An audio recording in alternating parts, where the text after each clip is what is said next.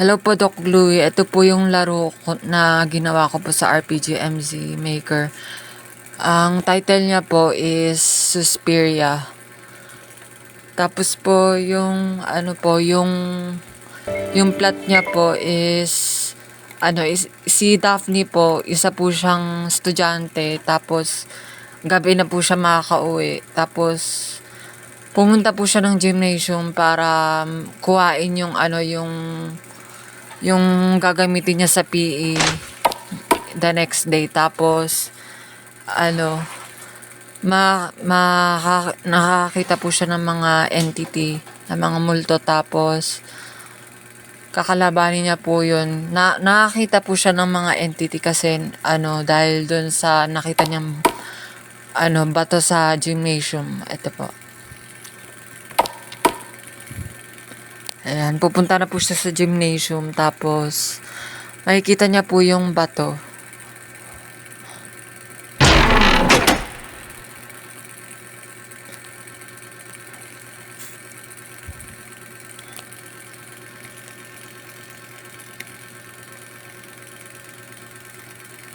Ayan po, tapos makakita po siya ng mga multo, tapos mga entity, tapos kailangan niya pong kalabanin.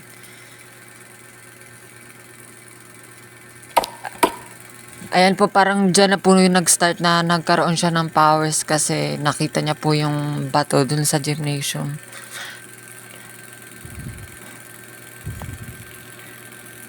Tapos ayan po, wawarningan po siya nung matanda na magkakaroon po siya ng kapangyarihan.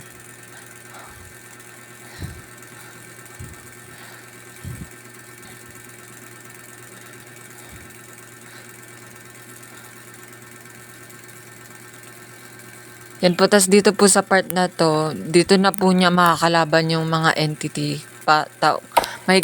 Nakakita na po siya kasi nakita niya po yung bato na nasa gymnasium, na makapangyarihan na bato.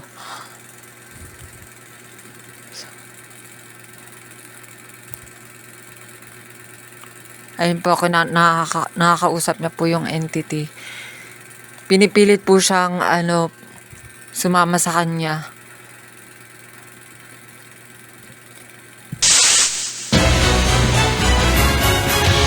Tapos nakakalaban niya.